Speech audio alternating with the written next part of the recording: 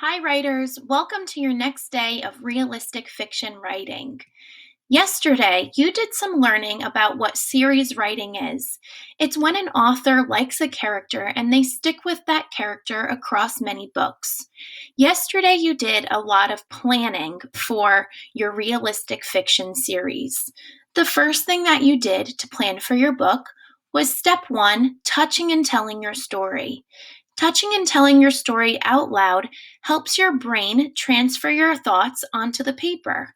Step two was to sketch your pictures across all of your pages. When you sketch your pictures before writing the words, it helps you make a picture in your mind for what you want the words to say. Well, writers, today is an exciting day, and you better bust out that pencil or pen or get your typing fingers ready because it is time for step three. That's right, you guessed it.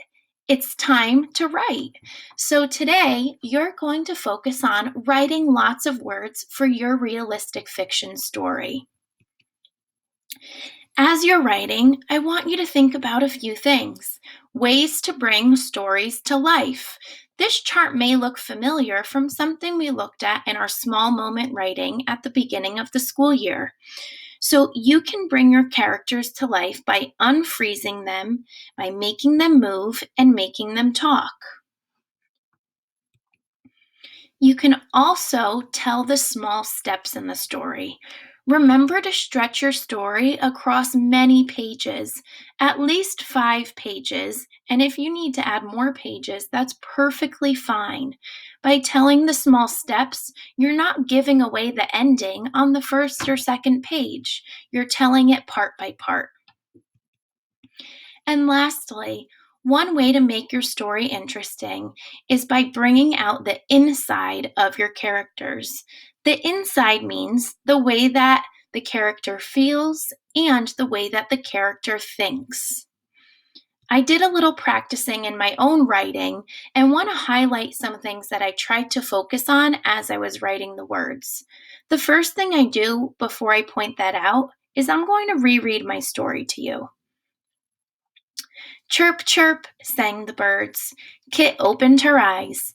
The sun was shining in her window. It was a beautiful spring day. Kit got up and ran downstairs for breakfast.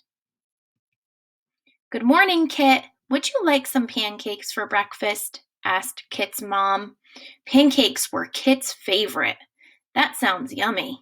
Thanks, Mom, said Kit as her tummy growled. Can we plant flowers today, Mom? It's a nice day outside. Kit's mom agreed, so they got all of the planting supplies. You'll notice that in my writing, I tried out a few things. In the first part with chirp, chirp, I'm showing some dialogue that's coming from the birds.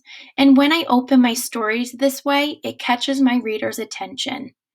I also showed some actions by how Kit opened her eyes. On the next page, I'm describing how Kit is feeling. It says, Kit said Kit as her tummy growled. As the reader, you might be thinking to yourself, why would Kit's tummy be growling?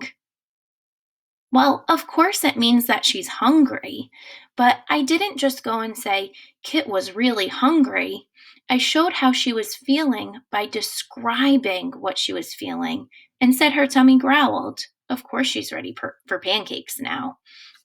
So, writers, as you are doing some writing today, I want you to think about ways you can bring your story to life, telling the small steps, bringing out the inside, and doing all the other wonderful things that you know how to do as an independent writer.